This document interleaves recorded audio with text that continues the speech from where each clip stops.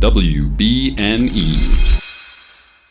Hello and Hello and welcome to episode 74, all about Two Towers, Theatrical Edition, Part 4, being the 74th part of That's What I'm Talking About.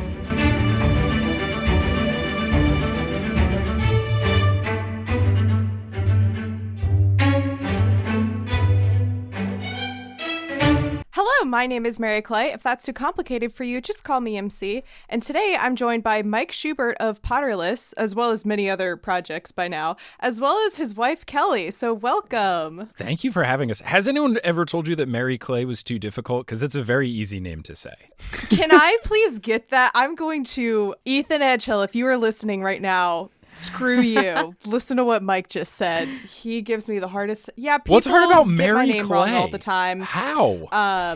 A lot of people don't understand the concept of having a double name. And so when I say hi, my name is Mary Clay, they assume Clay is my last name. And even when I include my full name and I say Mary Clay Watt, people, I think, assume that Clay is like my maiden name. Or your middle name and you're a fancy actor that has to go by your full. Right, Jonathan Taylor Thomas. So I started, it's the whole hi, my name is Mary Clay, if that's too complicated for you, just call me MC, started out as a joke when I started this podcast because the amount of times I was still getting people being like, oh, Mary, that was funny.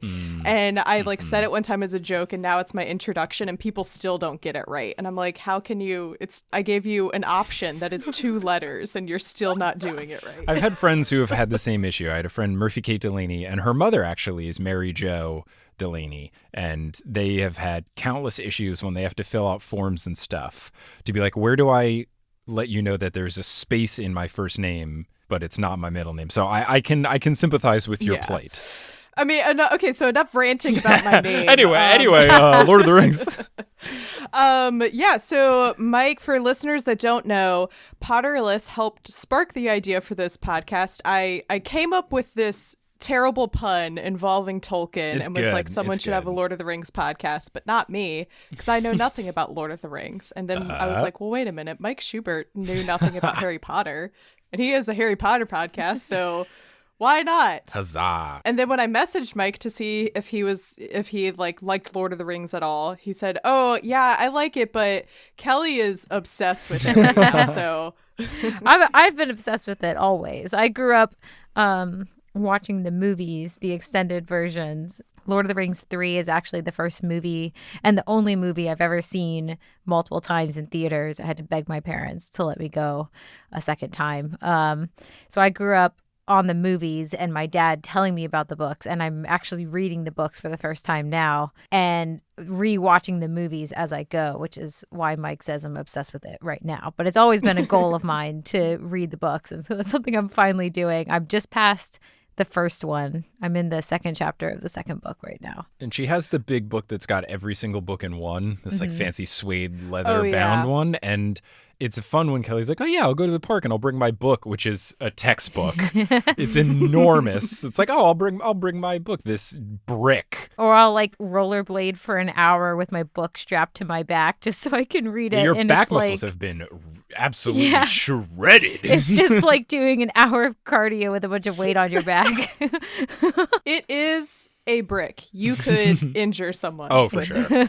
Yeah, so that's actually perfect because I ask all my guests how they got into Lord of the Rings and, what their background and experiences is like with that. So, Mike, what's your experience with Lord of the Rings? So I never really liked it. Unsurprisingly, I didn't like it because I never have, and I still only kind of like fantasy stuff. So when this was coming out when I was a kid, I just didn't care. The closest I got to really taking it in was I played the Lord of the Rings video game with my friend quite a bit. I used to play as Aragorn a lot because I liked his sword. So that was fun, but I didn't really watch the stuff. Literally every time I tried to watch them growing up, anytime they were on TV or my friends had them on or whatever, I would always fall asleep because I already fall asleep pretty easily during movies, but just the soothing music and the gorgeous landscapes and the boring conversations usually led to me falling asleep. And even now, like when Kelly and I were long distance dating, we were started to watch the movies together, via FaceTime, Skype, whatever. It literally took us 2 years. It took a really long time because it was hard for us to find time to watch it. Then, like, the only very legal stream we could get of the second movie was the director's cut edition, which I think is 75 hours long.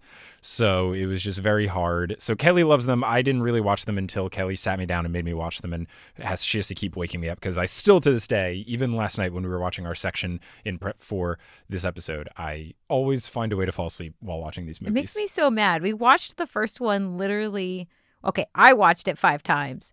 Mike pieced it together, like piece by piece, because he would fall asleep and I would just watch the rest of the movie. And then the next time we'd go to watch it, he'd fall asleep and I just watch the rest of the movie. The score is just really good. I also will say, speaking of score, Lord of the Rings Pinball is one of my favorite pinball machines. Oh, yeah. It's a very good machine. Oh, yeah. Very, very good. So I'm a big proponent of that. Oh, that's awesome. That'll just be another thing I have to cover. It's The good. Lord of the It's a Rings really pinball good machine. one. It's solid. Get to shoot the Balrog with the pinball. It's fun. I love pinball. I love pinball. We growing up, actually it's still there at our house. Somehow, I don't know how we acquired it, but we had a pinball machine, like an old, like vintage pinball machine in my basement / playroom growing up. So I'm really good at pinball. That's like my one brag that I have in my life, is that I'm good at pinball. It's awesome. It's very good. Also, Kelly, are you going to be, I'm concerned because I don't want to spoil things that are in the book for you that you have yet to read. Are you concerned about that at all? No, I feel like at this point, the book is all added bonus. I know what happens in the story. I mean, my dad's told me a fair amount about the book, and I have watched the extended cut, which just adds more into it that you don't get from the movie. So I'm not worried about spoilers. Okay, cool, because I'm going to get very passionately into that in this episode because of my certain favorite boy, Faramir. I'm actually very intrigued because since I have only finished Fellowship and the majority of Fellowship is told from Frodo's perspective, I've gotten like 2 chapters into Two Towers, and so I haven't really gotten into other people's perspectives yet. So watching the bit of the movie last night for this episode, I was just like, I really am super excited to figure out how they do a lot of these things in the book. So Yeah, it's not good. So the movie adaptation of Two Towers is where I would say the way that they structured it excels a little bit better. Because usually when you talk about book to movie adaptations, everyone's always going to say the book was better. Two Towers might be my least favorite book I've ever read, because the way that Tolkien wrote it, I gasped so badly that I just... Are you okay?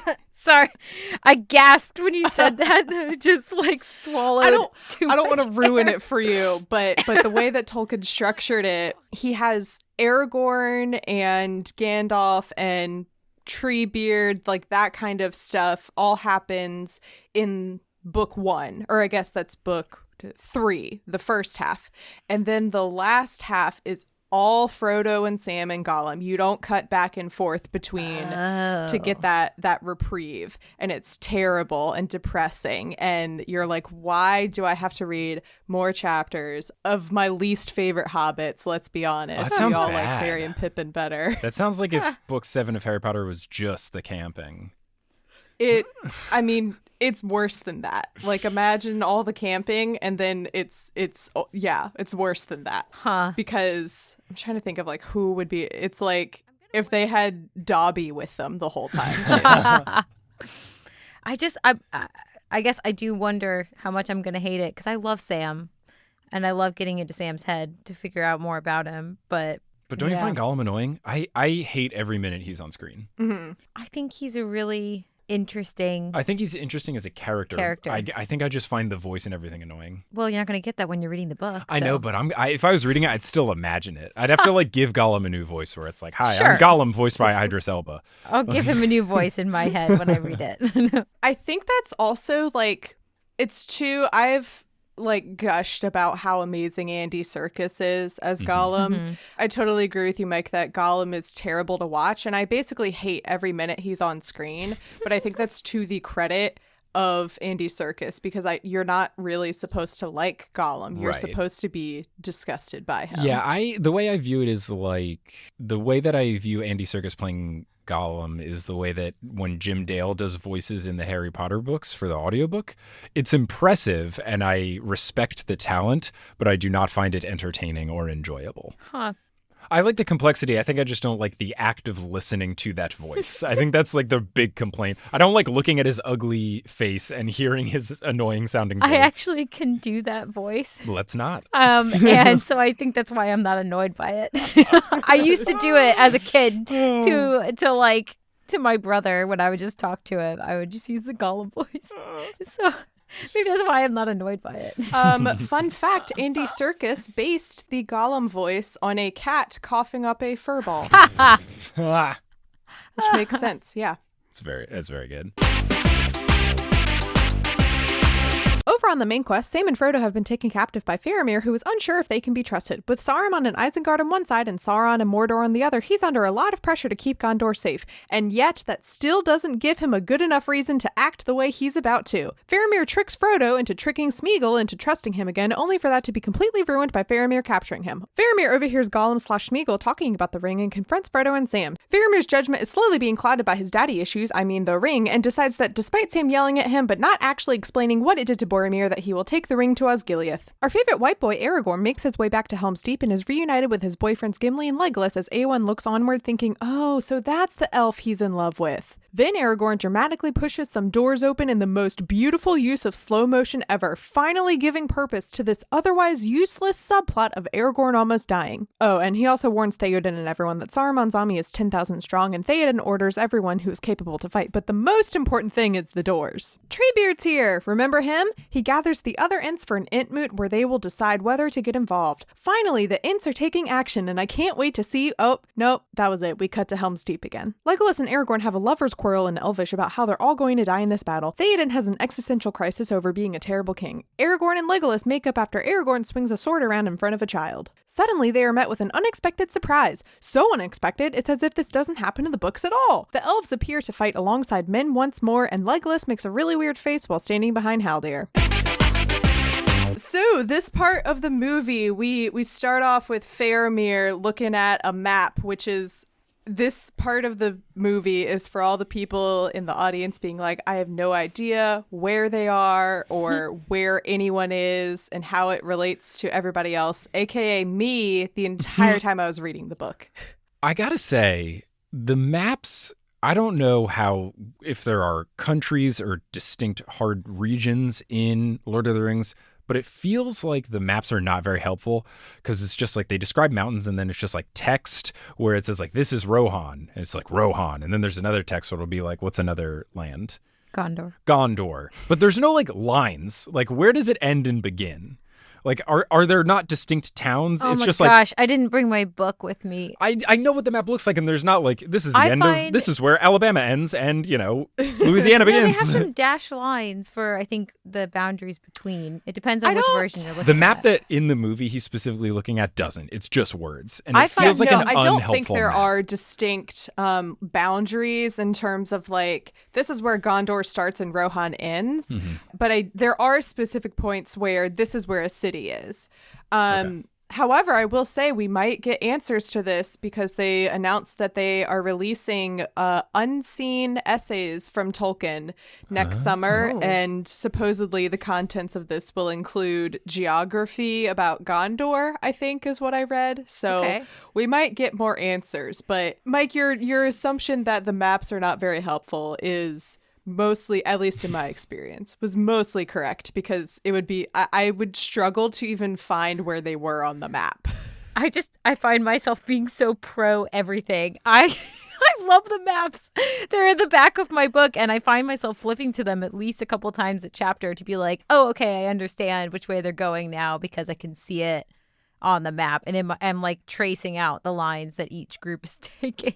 Mm-hmm. I'm too pro everything. It's fine. I just think it'd be very confusing if you looked at a map of the United States and it was just like Tennessee, Kentucky, West Virginia, and there's no lines. It's an interesting thing. Besides this like war with Mordor, it's like nobody really has territory disputes. Nobody's between like Rohan, at least that I've gotten to yet. Nobody between Rohan and Gondor is like, that piece of land is mine, or that piece of your land is mine. Yeah, but they just haven't fully, expanded and gentrified all the all the woods yet. There's a lot of empty space. So right, I guess, yeah, it's a lot of empty. I think the only time they get into talking about like losing land or losing territory is when Treebeard is talking, or at least in the books, when Treebeard is talking about the Ents and how the forests have slowly like lessened in the space that they've taken up over like hundreds of years as man has like grown, and so the forests and the Ents are much smaller than they used to be. So I think that's really the only. Of course, I say this. I have not read the Silmarillion, which Mike, I don't know if you have heard of this. It's basically like the Bible, but for Lord of the Rings. Yeah, no, I know it exists. That's as far as I've gotten. I will say, if the Ents are reducing in number, good riddance. I think they are so bad. They talk. No. They talk. Oh no. Just let me. There's a whole like section of one of the movies where it's like they talk to the two hobbits, Merry and Pippin, for like way too long that they miss half the fight because they're like, should we fight or not? I despise them. Oh my god. Okay, we will. I'll have to. I'm holding back those feelings for when we get to the Ents in just a second. I say a second. It'll be like an hour. This is what I deal with on a daily basis. Him hating on every piece of it. Last night, I literally, when we were watching the movie, I paused it and went to this big in-depth about Bill the Pony, in the comparison of the movies and the books. And I look over at Mike's asleep listening to me talk about Bill the Pony. And I'm like, it's Bill not the even... Pony! I'm like, you can't even blame it on the soundtrack. There's no soundtrack behind me right now. And he's like, I just don't care about Bill. And I'm like, that's the worst thing you could say right now. Honestly, I love Bill. Bill the Pony is to at least books, is to Lord of the Rings as Lil Sebastian is to Parzival. I love me little Sebastian though. I agree with that. Actually, so in the scene before, I think it's like right before this, or did it happen already? I don't remember. It's all becoming a blur to me at this point. When Aragorn is rescued by his horse, at first I was like, oh my god, it's Bill the Pony. He came back. That's what Kelly thought too. That's where we paused and I was like, let me tell you about Bill. And then I pressed play and I was like, never mind, that's not Bill. That's Brago. Yeah. I think Brago's better than Bill. He saved Aragorn. I like Aragorn a lot. And if someone saved him, I'm more of a fan of that horse. I'm not anti-Brago. I'm just pro-Bill. We're pro-Bill.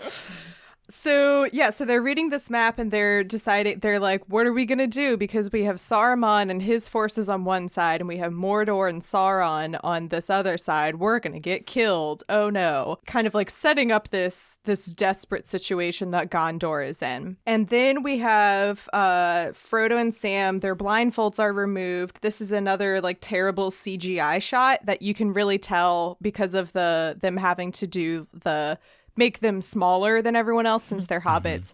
They take their blindfolds off and then the camera like pans out as everyone is moving around them.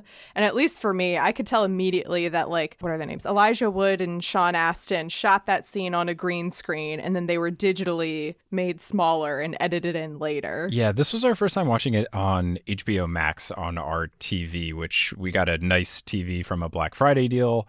Or we got a nice TV from, we got a nice TV early in this year. It was Black Friday, yeah. It was last Black Friday. My God, time.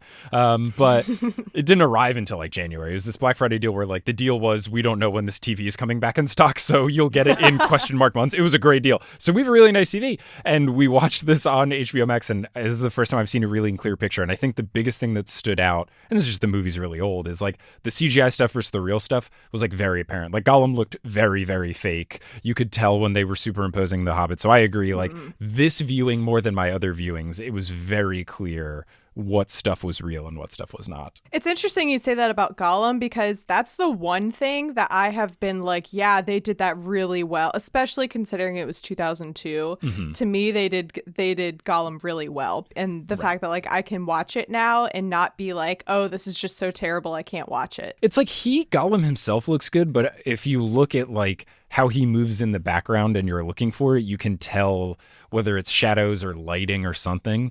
It's like individually Gollum looks good, and then individually the background looks good, but then when they're together, it's just like not correct. My eyes were picking up on it this viewing. Yeah, I can see that. Yeah, so they are looking around at all these men that Faramir has like taken them captive, and he comes over and is like, "We think you're orc spies," and I'm like, "Yes, these children are clearly spies for Sauron." Yeah, I thought the same thing when they're like, "You're spies." It's like, have you looked at these people?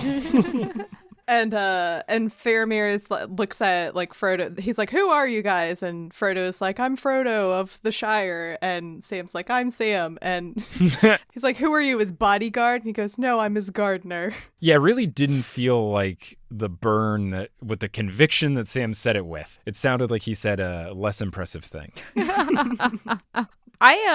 Watching the movies, I felt the same way of why would you look at these people and think that they're spies? But reading the books and having found out that there were spies in Bree that were both men and like unassuming men, and there were some hobbits in Bree that were spies, I guess their mindset is anybody could be a spy at this point. Yeah. And as the new leader, essentially, now that Boromir has died, Faramir has to be suspicious, of people that he comes and, encounters in the wild, especially considering they had like just fought off this huge army of Sauron's forces. Yeah, you bring up a point that I wanted to discuss that I tried discussing this with Kelly last night. She was not feeling it. The fact that the brothers are named Boromir and Faramir, like they have rhyming names. Okay, look. What are we doing? I hate to break it to you, but that's how Tolkien wrote the whole book. It's everyone's got married. Like, oh look, it's my my daughters Molly and Polly. Hello. You say that's not, it's literally not a joke. Éowyn and her brother's name is Éomer. Theoden's son is named, or was named, he's dead now, is Theodred. Aragorn, son of Arathorn. Oh, I do. Yes, I was laughing at that too. So yeah, Frodo's son of Drogo, right? Yeah, Drogo. I always want to say Draco, but that's not it. And then they have Uncle Bilbo. Yeah, I thought it was Drogo. I could be wrong. Something like that, or like Drago. It's something along those lines. And and Bilbo. And then there's just Sam. Sam. It's okay. Son of Gaffer. And his mom's name is Pam. You're not wrong there. That is definitely something that is it's also very confusing as I'm doing the movies, because at least when I was doing chapter by chapter, there was only 3 or 4 characters that I was discussing at that point.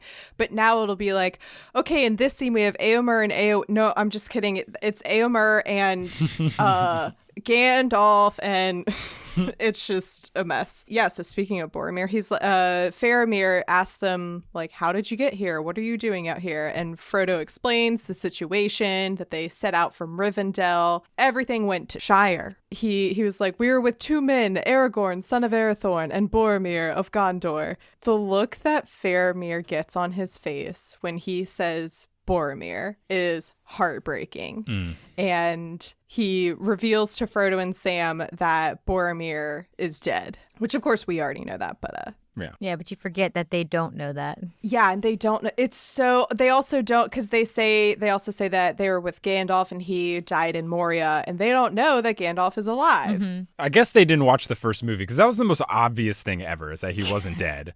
I don't know why people thought that was a plot twist, but like once he went down, I was like, you don't just kill Sir Ian McKellen in the first movie. Like, he's coming back. I remember Kelly was trying to like hold on to the spoiler. He's like, oh, Gandalf's dead. I was like, no, he's not, Kelly. There's Similarly, no way. In Two Towers, I was like, yeah, Aragorn's dead. He's dead right now. He fell. That one is a total joke. I'll give you Gandalf, sure, maybe, but like Aragorn's fake out death is just zero tension there. I was not at all concerned. Of course, I knew like what happened already, but right. I think had I been watching this for the first time, I would have been like, he's obviously not dead. Nah, even when I watched and he fell off the cliff, I was like, hey, how high was that cliff? And then they look over and I'm like, oh, there's water. He'll be okay. Yeah, so he reveals to them that Boromir's dead. Rip. Oof. Don't really care, though, because I don't like Boromir. I do love Faramir, though. I have a friend I'm Some of my church friends are also reading at the same time, except they're all ahead of me because they started sooner. And somebody's trying to convince me that Boromir is the best character. And I'm just like, No, God. I'm not. She's like, the movies really did him dirty. I'm like, yeah, so did the books. Yeah, that's So did what, Boromir himself. That's what like gets me going is people will be like, oh, they say this with Denethor too. They say that like, oh, they really did him dirty in the movies. He's not that. And I'm like, what do you mean? Like, literally, did you read the book? They drew directly from the source material here. I will say they did really lean into the whole like, hey, Boromir's gonna betray us thing. They leaned into that real hard. Yeah. But yeah, like when I was I hated on Boromir every time he was in a chapter. I just hated on him so much, and everyone hated it and was like, he's redeemed, don't worry, just wait for it. And even after he had died, people were still telling me to wait and that he would be redeemed. And I'm like, he's dead. Yeah. What? What? What else do you think is gonna happen? I'm getting flashbacks to people trying to tell me Snape doesn't suck ass, which Okay, he does. no, that's different. He really does suck. So, and then Faramir, it's so awkward. He's like, oh, so you were Boromir's friend? He was like, maybe you can tell me what happened to him if you were his friend. And Frodo has this like awkward pause where you can tell he's about to be like, well, what happened was he tried to kill me, and then I ran away, and then a bunch of orcs attacked, and then because of that, he died. Yeah. And this is where they started to do things with Faramir. So watching this the first time, I was just so happy that Faramir was here because reading the book, I was just so happy when he showed up because it's this break from Sam and Frodo and Gollum. He is such a perfect, pure cinnamon roll boy. And I was just so happy to see him in the movie. And what I did not know yet. I wish I could like go back to the moment when he appeared and I was just happy and I didn't know what was yet to come with him. They start doing things with Faramir's character that I was like, I don't get it. He's supposed to be a good guy. Why is he looking all evil and being weird about this? Oh, well, I'm sure I'm just reading this wrong. Oh no, do I need to like plug my ears right now? Oh yeah, I don't. Oh no. No, I said I was fine with it. I'm going to be fine with Okay. it. It's okay.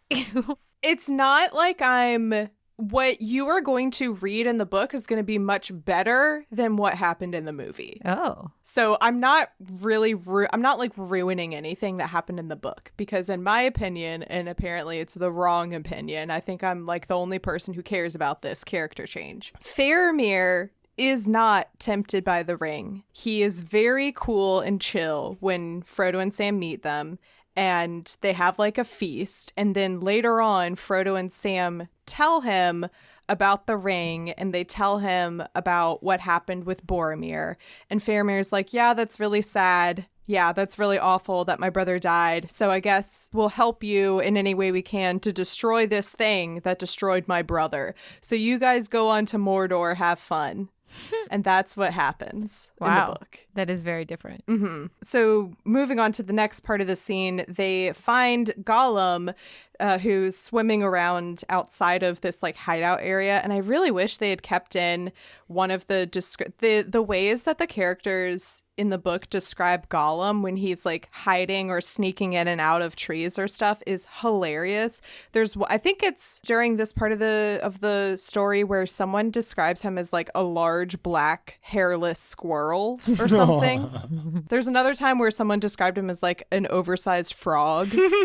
So I wish they had like kept those in somehow. There's that time in the first book where they describe him as a log with feet. And that actually there is like an extended edition scene basically where that happens. Where you like see what looks like a log and then like eyes like peep open basically. Yeah, so Faramir grabs Frodo and is like, is this with you?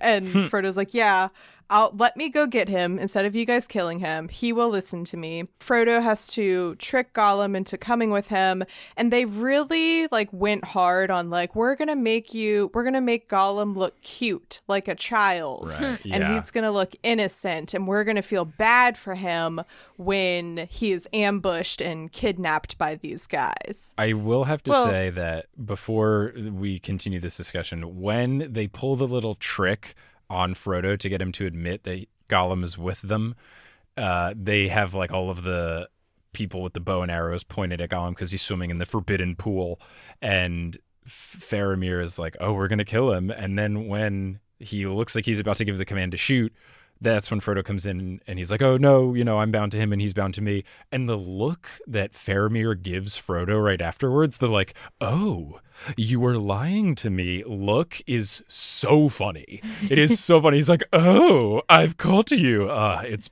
priceless.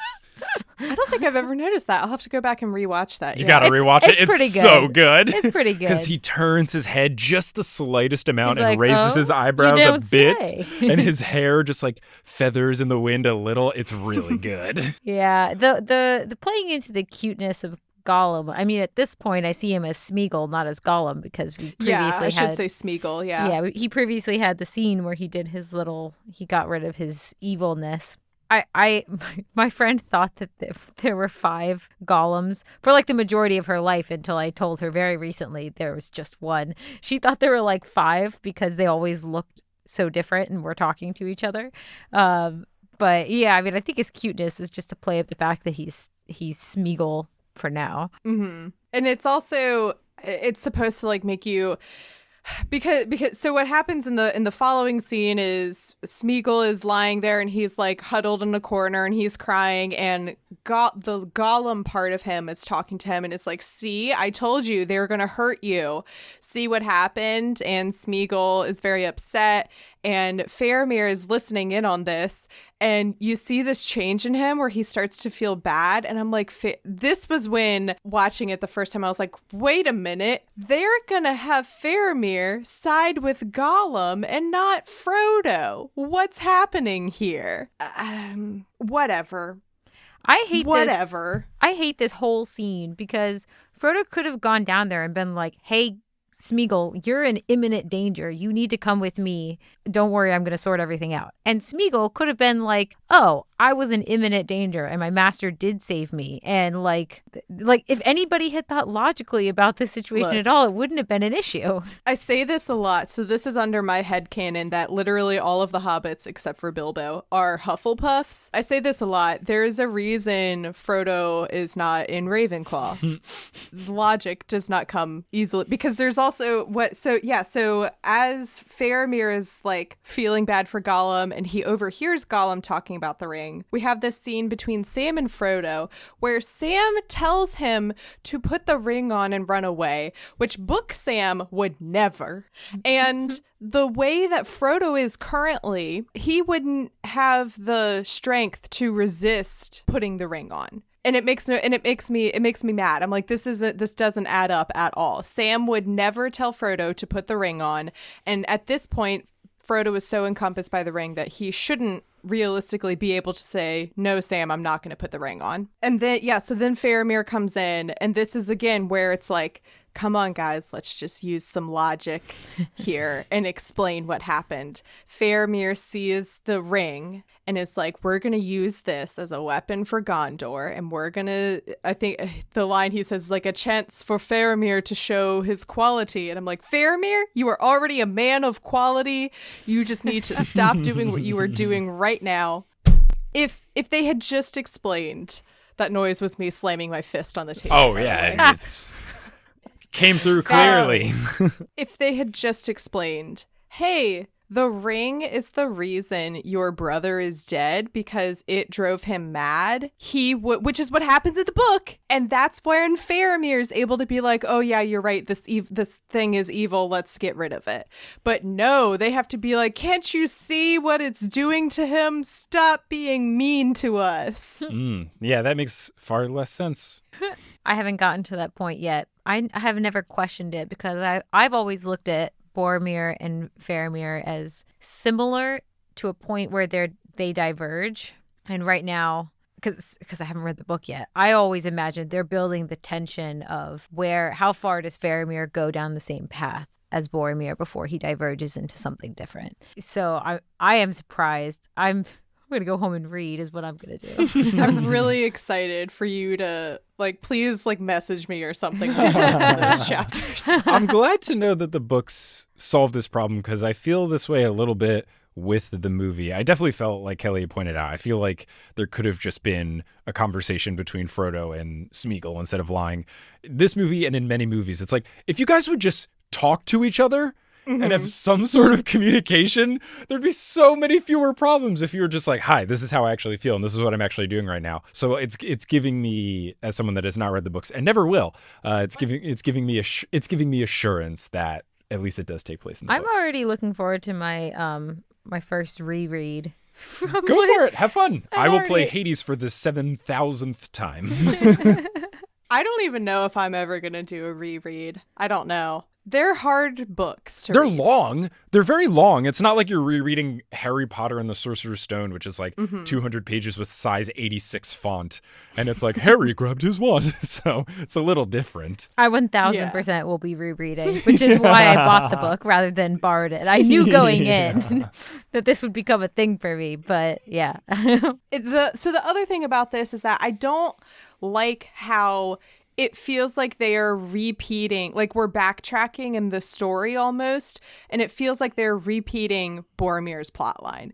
And we've already seen this, we've already seen it happen. Someone thinks they can use the ring for Gondor. It doesn't go well. We know how this is going to end. So why are we wasting our time here? I'll tell you why we're wasting our time here. And this is what is going to lead into another one of my unpopular opinions. Ooh. And this isn't my theory. This is they said. So it was clear to the writers from the beginning. Oh wait, So they naturally decided to make the Battle of Helm's Deep the climax of Two Towers movie, which this is going to be another surprise for you, Kelly, when you get into the book, is that Helm's Deep is an 8-page chapter. I'm actually unsurprised by that. And the actual battle is maybe 3 pages. Yeah, I have found that all of the action scenes that are very, very long in the movies as I'm reading are just very short when you're reading the book, which makes sense because good action is very hard to write and very boring for a lot of people, but visual action is a lot more, cinematic and fun to watch. So I'm actually not surprised to learn that Helm's Deep is going to be a very short thing. I do have a question about Helm's Deep, though. Does the book, since you've read it, does the book state that Legolas takes his sword or takes his shield and kicks it and then rides down the stairs like a skateboard, shooting people all the way down? Because that's the best part of the whole film franchise. No, that doesn't have. Also, so listeners, when I messaged Mike, so here's the thing about this particular section of the movie is when I was dividing these up, I was like, I feel so bad for whoever I'm going to have to get on for literally right before Helm's Deep. Is that us? That's us, baby.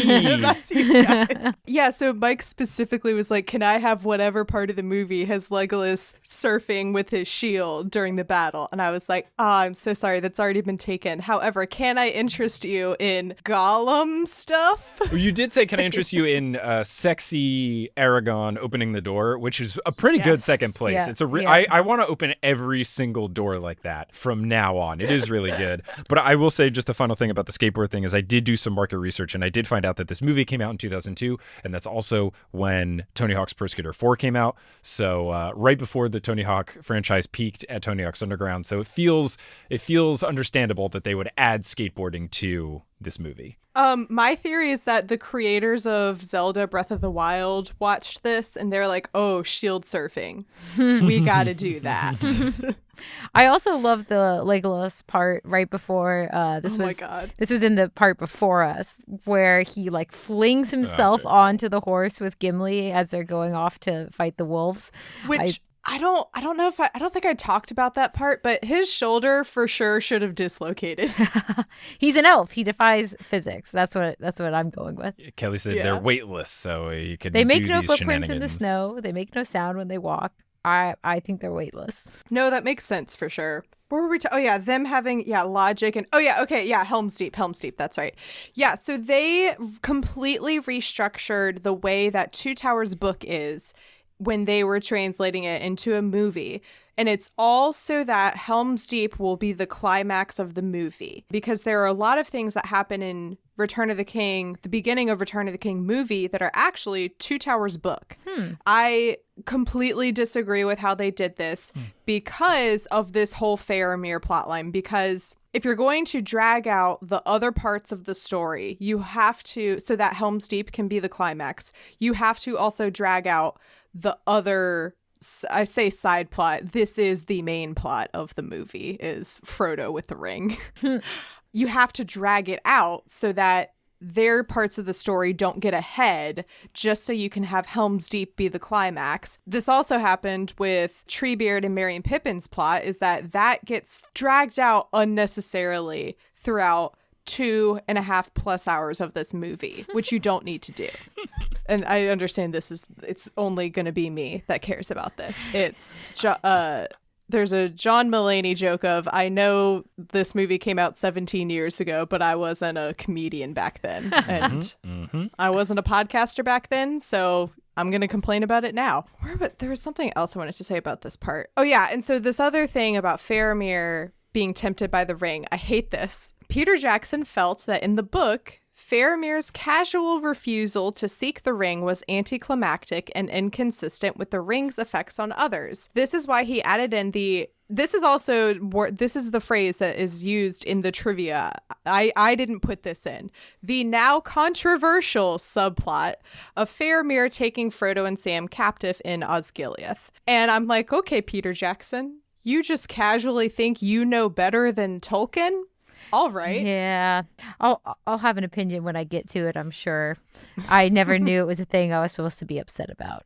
But I don't think anybody has a better grasp on this world than Tolkien. So I think going against him is not the side I would be on. And I think the other argument for why this happens is that you can't have previous, I think it's at the end of Fellowship when Aragorn has the moment where he's like briefly tempted.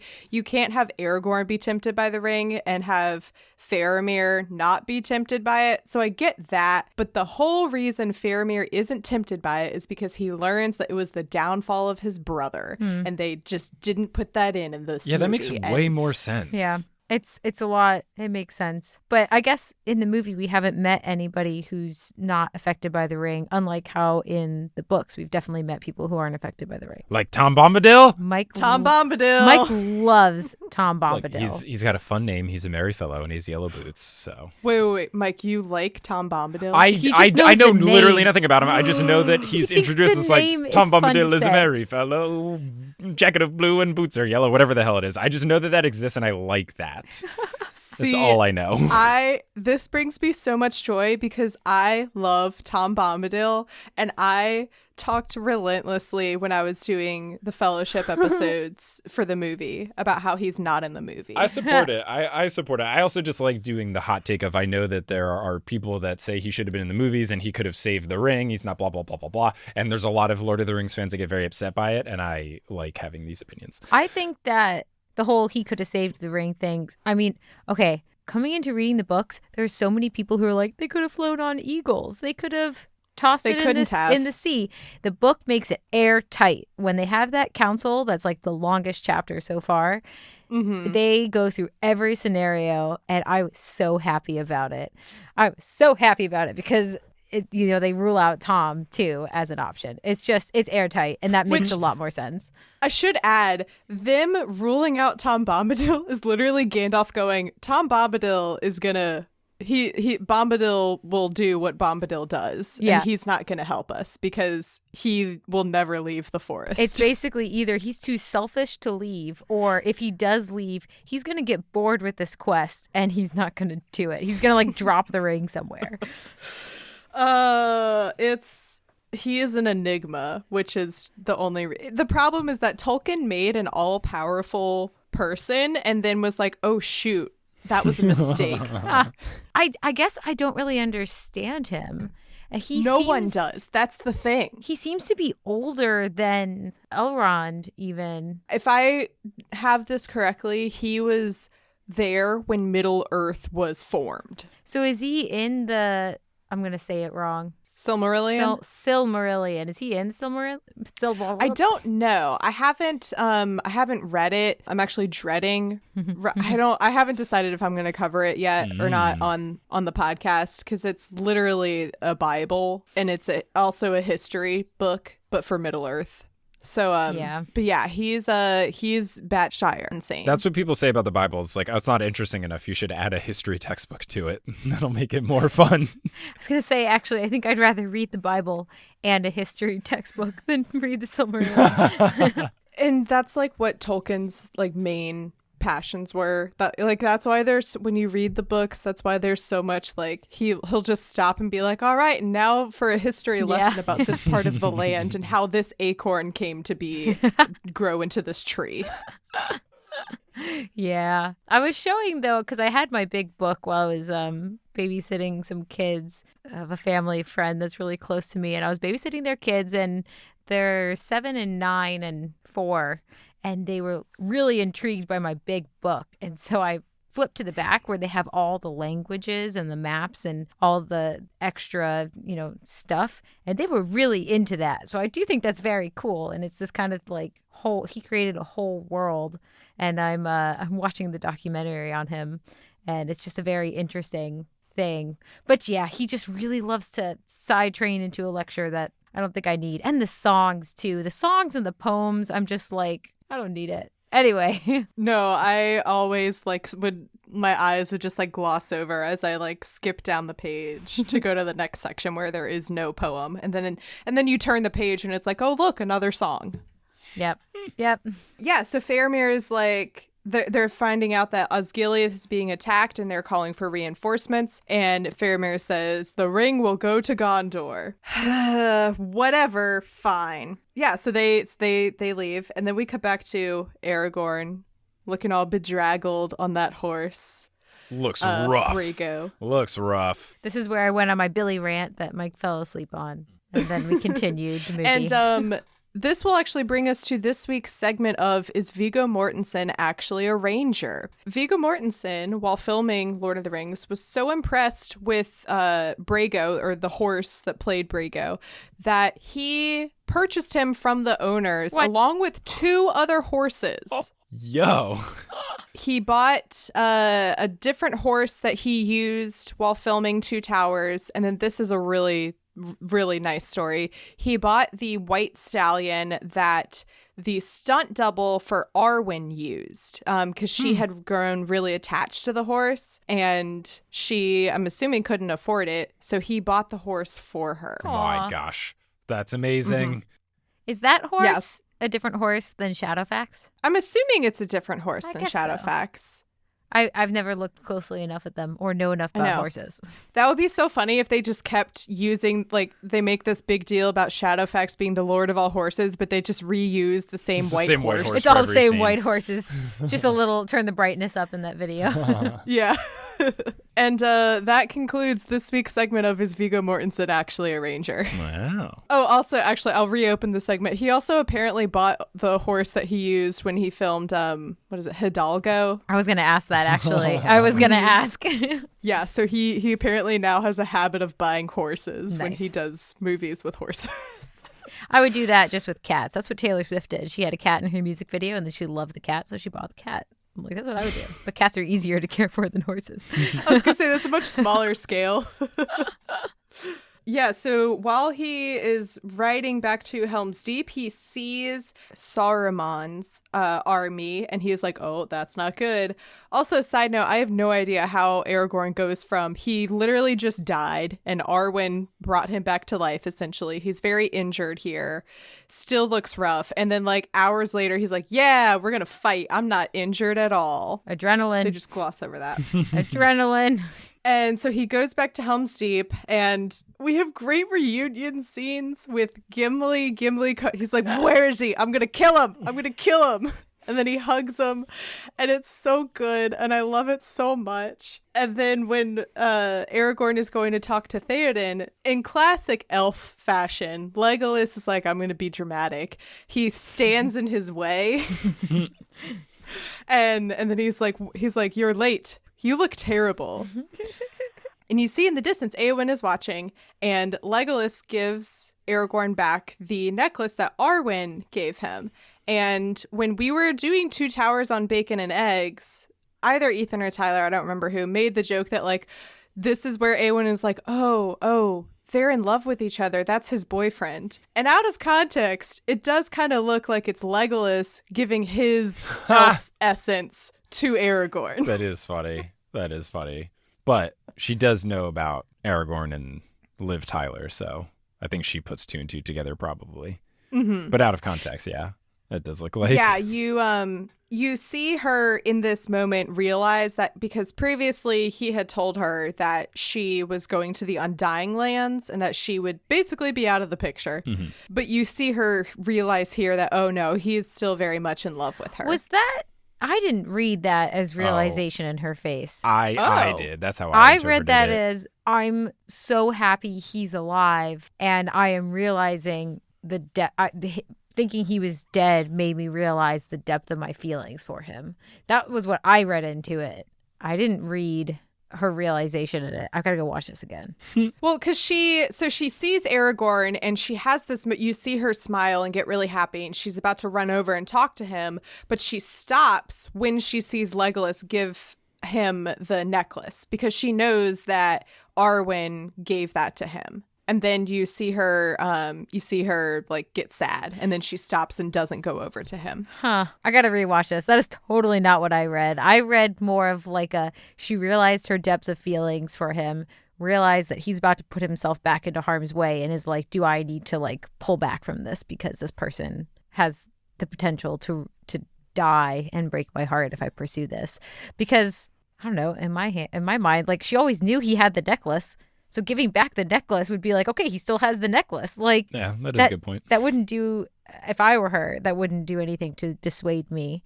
It would be more of the, oh man, this guy almost died and he's about to almost die again. I should really evaluate how involved I want to get with this.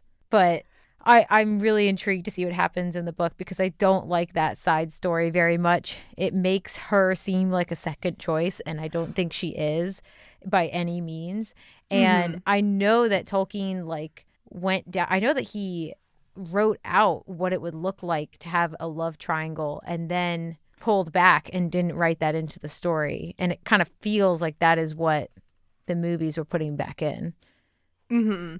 It's I'm gonna try not to go too much into depth into this because I've ranted ad nauseum about the terrible female representation in these movies before. But it's definitely, they were like, well, we want to put in more, we want to give our female characters more to do, so obviously the only thing they can do is be in love with a man is what it feels like. Not a very Bechdel friendly film. Yeah, although they gave her more role than she had in the book in some ways, right? This is totally off, but I know that Mary's supposed to be the one that kills the king in the end, and she actually kills him in the movies. This is very fun for me because I've never been in the situation where I know more about Lord of the Rings. And all right, we'll just wait. I'm going to hold back because I don't want to tell you, and I want you to read what happens. Oh my gosh, I'm gonna go home and just do nothing but read. This is very fun for me because I literally have never been in a situation. It's always reversed where my guests are like, I don't know, you'll just have to read. They do, however, elevate her character more because when they leave for Helm's Deep in the book, she doesn't go with them. So at least she did go with them here. Interesting. Okay. Yeah. All right. So then Aragorn, homeboy, goes to talk to Theoden and pushes the doors open. It's real good. It's some good stuff. In the most dramatic fashion ever. It's in slow motion. He like has this sway about him. He's still like sweating and dripping wet, and he's dirty and bloody, which Aragorn is at his best when he is dirty. This is a known Agreed. fact. I would agree. He looks worse when he's clean. Yeah. Yeah, earlier in the scene when Legolas says you look terrible, I'm like, does he? It's a good look. Yeah, I've been noticing the weird slow-mo. It never dawned on me before how weird the slow-mo was, because they used it a little bit in this scene, but they've been using they use it a lot. like throughout, and I'm like, that's weird. That's a very 2000s thing to do, to put slow-mo and slow fades and stuff like that into your movies. But I think this is the coolest swagger of all. It's so extra to the point where I'm like, they knew what they were doing when they filmed this, you know? They knew, they're like, we're going to make every woman and straight men as well and male attracted people, literally everyone on the face of the earth, fall in love with this one moment in this movie. I was 10 and I fell in love with him in that moment. I feel also the fact that it cuts immediately after he finished it. I want to live in a world where this was a separate shot where it's just, we have to just shoot this one part of you opening the door sexy like. So I like to live in a world where he just had to do it like 20 times. I want to see the other and takes. like, yeah, I want to see Yes. the full raw footage. How many times they're like, okay, but this time after you yank the doors open, like sway your arms forward. Now this time put more of your back into it. Like, I want to see the version where he kicks the door down and yells "Boom, baby!" like Cusco from Emperor's I want New to see where he opens it like James A. Caster in season 7 of Taskmaster. and then doesn't acknowledge anybody in the room, but just walks in. That's a deep cut. And then speaking of Aragorn kicking things, I would be remiss if I didn't say, did you guys know that when Aragorn kicks the helmet in Two Towers, he actually broke his toe and the scream he yells out is one of actual physical pain, and that was the take that they kept in the movie? Wow. I feel like I need to see this exact scene again. Yeah, Dang, Mike that's doesn't know what impressive. you're talking about because it was before the part that we watched last night, and he was probably asleep the first time we watched. I feel like him kicking a helmet is familiar, but This is a trivia fact that has become a meme in and of itself. One does not simply watch Two Towers with your friend and watch this scene and then not tell them, hey, did you know that when Aragorn kicked the helmet there, Viggo Mortensen actually broke his toe and they kept the take in the Ouch. movie? That's Ouch. As one who has brutal. broken multiple toes, you think they're unimportant until you break one. No, it's painful. That sucks. It's painful. Yeah, so he pushes the doors open, dramatically announces that he is alive, and tells Theoden that there's a huge-ass army coming their way, and they need to do something about it. And Theoden is terrible once again. I just wrote down in all caps, ugh, Theoden. His response to this, his strategy is let them.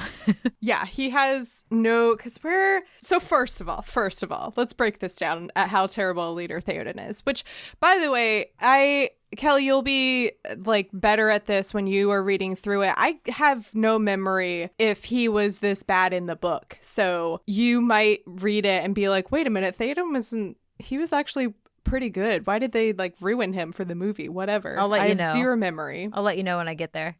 Yeah. They're talking about what to do. And he's like, well, our walls are pretty big, except for this one point that's really weak. I'm sure that won't come up. And then they're telling Gimli and Legolas and Aragorn are telling him about Saruman's orcs. And they're like, they're not normal orcs. They're they're mutants. And we've fought them and they're insane to battle and fight against. Theoden goes to Gimli. He's like, I've fought many wars, dwarf. And I'm like, true, but 3 hours ago you were possessed by Saruman, so you've lost literally all your privileges that comes with experience. And 2, you haven't fought these people, and they have. Just listen to literally anyone. Mm-hmm. But counterpoint, Theoden has a really good goatee. So Counterpoint, he's also better than Denethor. So there's that. Yes.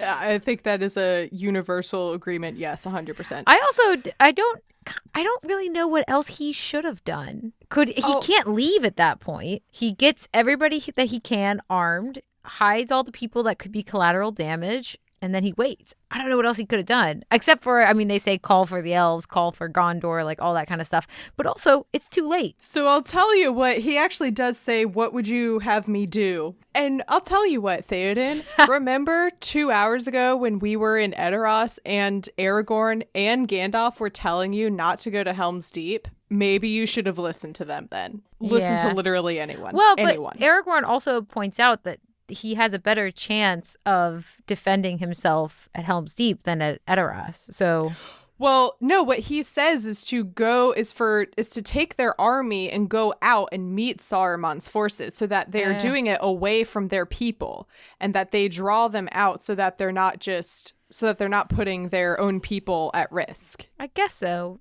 I mean, like, yes, it would have been horrible if their army had fallen and then, you know, Saruman's army gets into the caves and kills all the women and children. Then that would have been a real disaster. But as it is, it works out for him. Crazy enough. Probably because it's a movie. But stroke of luck, I'll tell you what, you know. Given where he is right now, I don't think there's anything else he could have done. Except, and I'll tell you this, and Mike, you can plug your ears if you want to. Why? What's this going to be about? Okay, I'll just not say what it's about without saying it. He could have also armed the women of age. Like, oh, yeah. That always pisses me off in these movies where they're like, every man able to wield a sword should wield a sword. And I'm like, how about the ladies who can also wield swords? Like, yes. Shouldn't we get, like, it's better for them to defend themselves than wait in the cave to be slaughtered. So that was the only thing watching it with that I was just like, this pisses me off. But yeah, very typical of this kind of movie, I guess. No, 100%. And it tracks with what happens with Éowyn earlier, where she wants to stay with them and fight the wargs, but he tells her to go on. It's definitely not great. This also, I forgot to share this trivia during last episode, but I'll share it now because it kind of like fits in.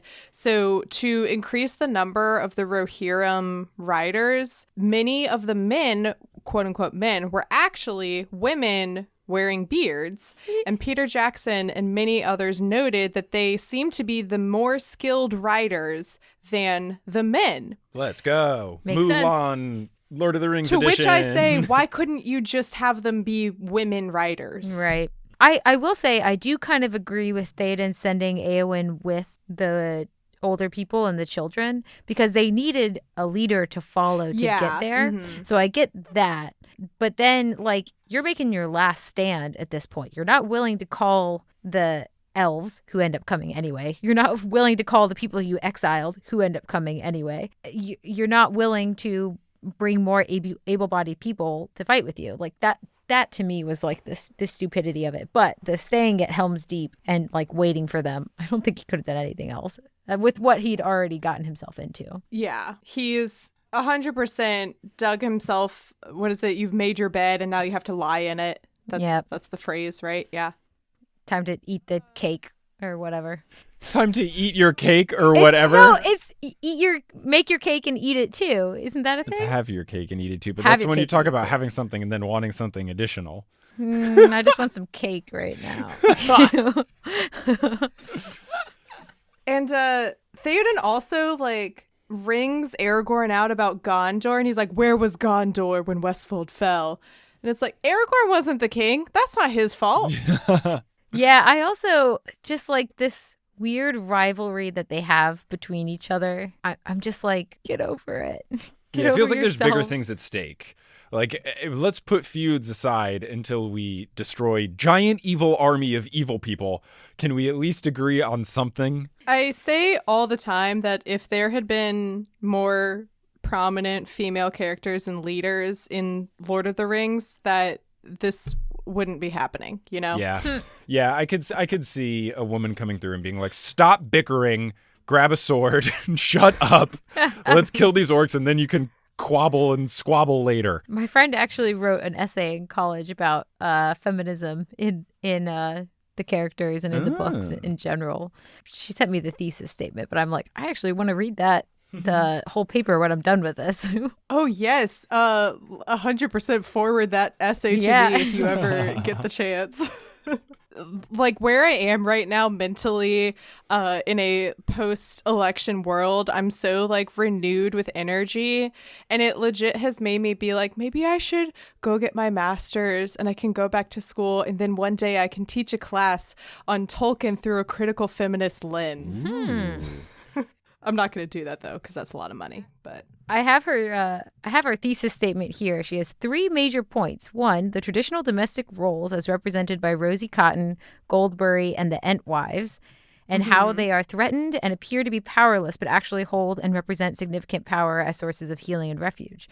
And then 2, the authoritative strength as represented by Éowyn and Galadriel, who both wield power typically relegated to men within Middle-earth, but are actually able to achieve things that their male counterparts can't specifically because of their gender.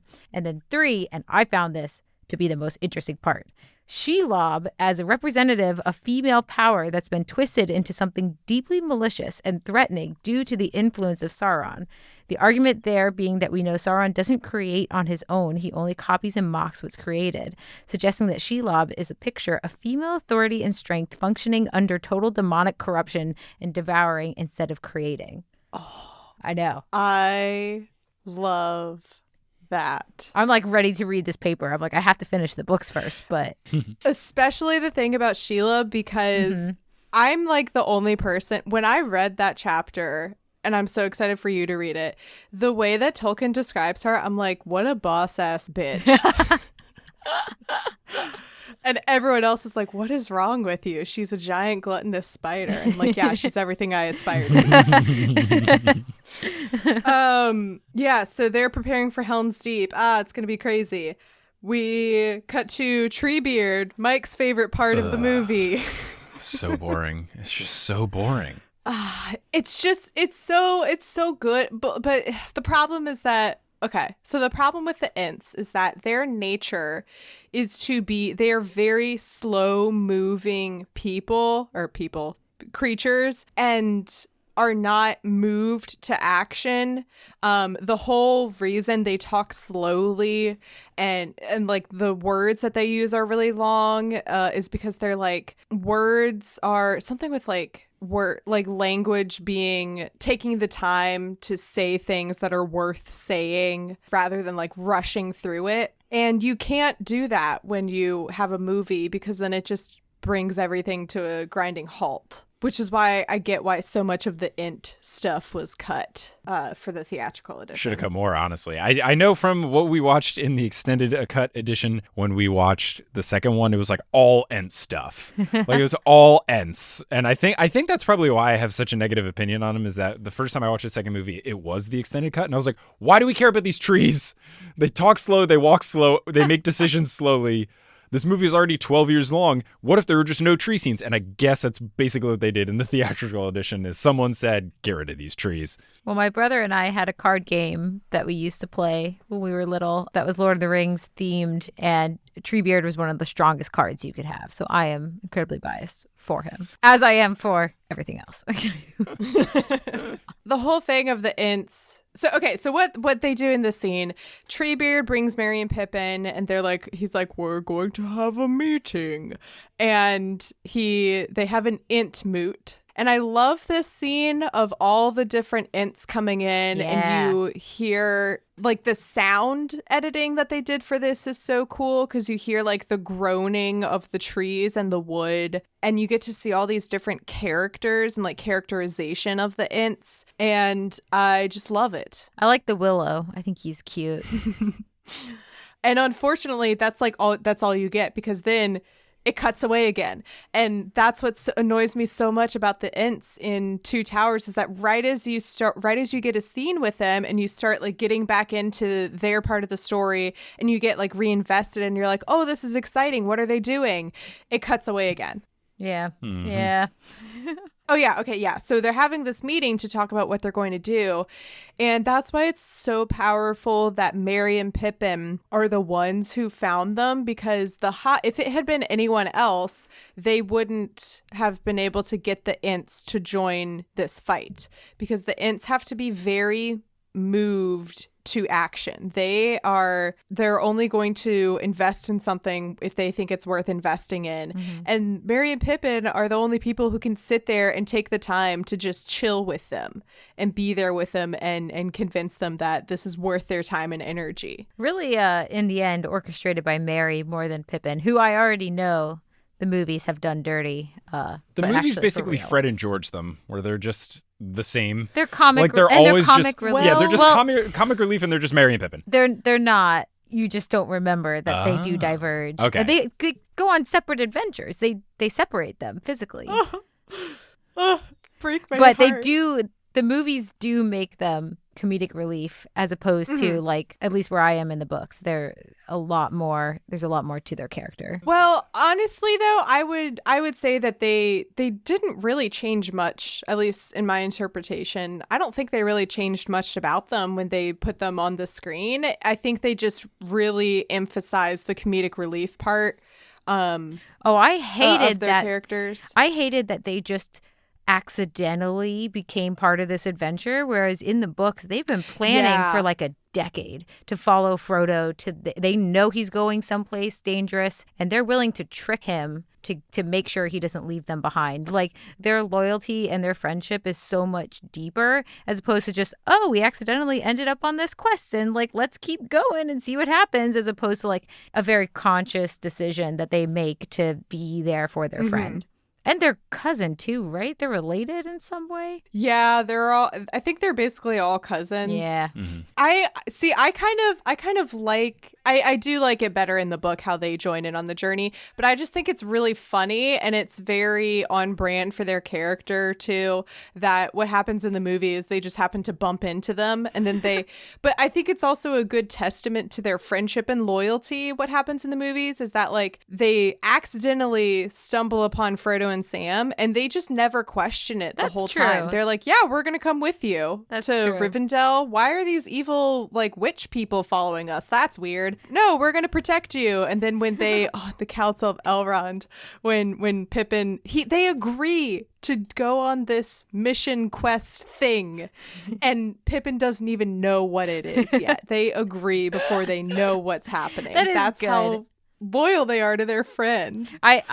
I have found so far that like, even though some of the specifics get cut out that I really hate, I am so impressed with whoever did the screenplay for all this, because it's really keeping like the essence of the essence of a lot of people are kept throughout. Yeah, that's a really good way to explain it. Yeah, so Treebeard, the Ents. Yeah, so they cut away again. Great, fantastic, whatever. And we are back at Helm's Deep, and they're preparing for this battle, and they're gathering up all of the old men, basically children, like little boys. There's one, I think, like a teenager that they pull, and it looks like he's wearing a beanie that someone would wear in 2020, and it's very weird to me. I don't know if you guys noticed that guy, that kid as well. I don't remember. I don't know if I did. The only kid I really knew is when they single out that one kid, and Aragorn has the whole talk with him. That's a weird scene. I'll talk about that. I actually really like. Oh, okay, never mind. We're gonna talk about that in a sec. Yeah, we'll get there. And they have this scene of all of them getting swords and shields and armor and stuff, and then Legolas and Aragorn have this conversation. And actually, first of all, Legolas says, "Look at them; they're frightened." They don't really look frightened. Well, some of the small children do, and rightfully so, as Aragorn points out. As they all should be. Then Legolas and Aragorn have this conversation in Elvish, which I feel like is just rude, because everyone turns to look at Legolas at one point when he says something, which is weird to me when it happens, because he didn't like start talking louder than he was before. Yeah. They all of a sudden just look at him. Yeah, that was a very non-smooth transition. Yeah. Legolas is saying like, this isn't fair. 300 people against 10,000. They're going to die. And Aragorn in English says, then I shall die as one of them. Yep. And so everybody around them is like, what the f- is what's going on here, guys. Yeah, and so I've seen these jokes about, like, can you imagine you're preparing for the Battle of Helm's Deep, and then these two guys start speaking in Elvish, and then one of them just goes, "Then I shall die," is one of them. It's pretty intense. I will say in the Elvish part, there is a part where Legolas specifically, and I don't know Elvish, but he does say Raganagathaya really loud, and that's my favorite part. That's my favorite Elvish sentence. Is whatever Raganagathaya is. He woke up to that because he likes it. But I had also made fun of it the last time we watched this movie. Yes. The only Elvish I know how to say is when Aragorn goes, "Habada, Legolas," in the Council of Elrond, which means "sit down, Legolas." And even still, I might have someone be like, "You didn't say that right." So, of course. Aragorn storms off, and Gimli is like, "Let him be, Legolas. He needs to calm." I'm like, no, it's Legolas who needs to fix his attitude.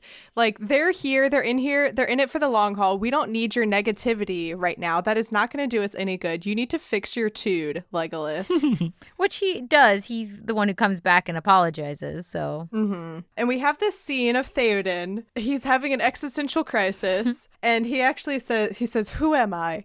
And it reminded me of it's an extended edition scene for Chamber of Secrets when Harry is just sitting by himself, and he goes, "Who am I, Hedwig? What am I?" So moody, and he's like looking at the school from like some mountain that he hiked up. Yeah, it's wild. I literally make fun of that scene all the time. Very rightfully deleted scene. And he's like, "Has it really come to this?" And it's like, yeah, that's what happens when you don't listen to anyone who tried to advise you otherwise. Yep.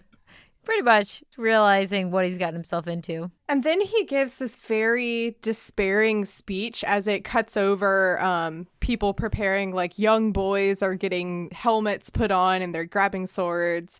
And he's just talking about like shadow and darkness and everything's terrible. How has it come to this? And I like this speech only for the fact that it's really amazing when it's juxtaposed with Sam's speech at the end of the battle. Oh. And it's just so powerful. Yeah.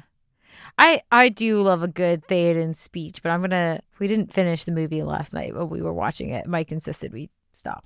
So I'm going to go back. I had work to do. What do you mean you didn't have time to sit there for another 40 minutes and watch a battle? I didn't. That's what I've got time for.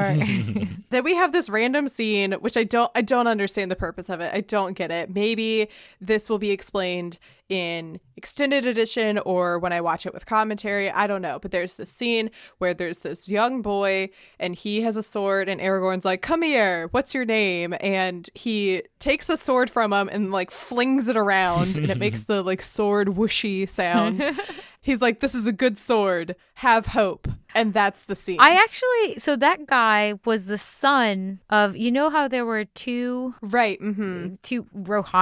What are they called? Rohanites? Yes, yeah. They were Rohirrim, yeah. And one of them was killed by the wolf scout. Yes, I actually made fun of him in that moment because so in the previous episode I talked about during the warg battle, Hama is the one who the warg comes and attacks him, and instead of doing what a soldier should do, which is get up and fight with his sword, he just sits there and screams. Yeah, I guess so, but I mean it's also, in my opinion, this terrible monster.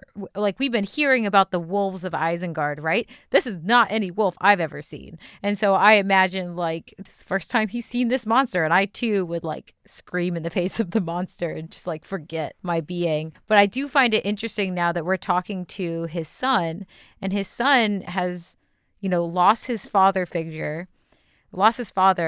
and has now, at a very young age, since he looks so young, been dragged out to be kind of like the new head of his house, the new man of his household. And I like that Aragorn steps into this almost father role for him because his dad's not around to be the one to like tell him to have hope in the battle. I actually really liked that, the nuance of being able to meet this guy's son and what becomes of him.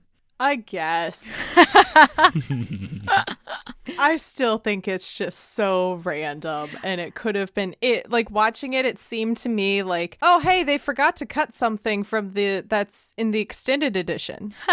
It does seem a little bit like Aragorn showing off with a sword in front of a little kid. It also doesn't look like a good sword. It's got like a bunch of like nicks and dings all up and down it. I don't get why he says it's a good sword. It's a kid who's too young with equipment that's too old, and Aragorn is telling him to have hope anyway. And I always just liked the connection that it was the same guy as before. And so this kid looks so stoic, but he's got to be dealing with so much at this point. I liked it. I'm pro everything.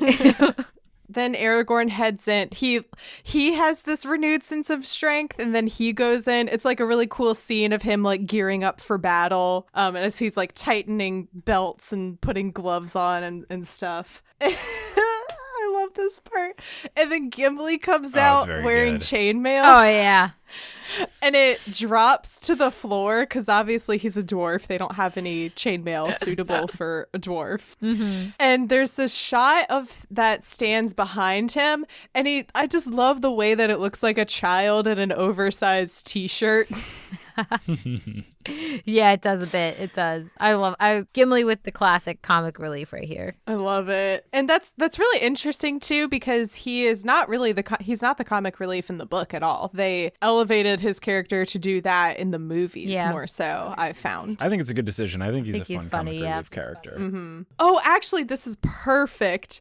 This fits in so perfectly with this trivia. So John-Rhys Davies, who plays Gimli, like years before, he had lost the tip of one of his fingers in an accident. And so while filming, he was fitted with a prosthetic to wear so that you wouldn't notice it. And Peter Jackson didn't know this. So while shooting, he decided to play a prank on Peter Jackson, and he filled the tip of the prosthetic with blood then like went and like glued it so that it was like a little bit undone. And he walked over to him and said, "Boss, I've had an accident." And then like bent the prosthetic back, and all this blood came gushing out. Now, did he say he had an accident? That would have been good. Yeah, so I just love that like John-Rhys Davies decided to play this prank on Peter Jackson. I like it. I support it. It's very good. Yeah, so then they hear this very triumphant sound. What is that sound? It's a bunch of elves. Yeah. And Legolas goes running out. Which are these Rivendell elves, Lothlorien elves? Where did these elves come from? So, so this army of elves come in, and they're being led by Haldir, which is the elf that we meet in Lothlorien. Yeah. So I believe they're Lothlorien elves. It might just be a fusion of Lothlorien and Rivendell elves and this reveal is done really well because the last we saw of the elves, Galadriel and Elrond were having this weird telepathic conversation that I still don't get how they did that, but whatever. About like, do we stay here and fight for mortality of men? Like, mortals, we don't need them. Or do we go to the Undying Lands and save ourselves? What do we do? And so the last we saw of them, we kind of are under the impression that the elves are just going to peace out. Yeah. And so for them to come in, and Haldir tells Theoden, he's like, elves and men once fought years ago, and we are here to renew that alliance. Aragorn comes out and he goes to like shake his hand, but then he hugs him. And I love that moment because Haldir for a second is like, he's confused. He's like, I don't get it. Don't process. I also like how this is, it's obvious that Aragorn has a connection with these people who came to save the day, and it's right in front of Theoden. It's a little bit of a slap in the face of, look, I'm still a better leader than you, and I'm not technically king.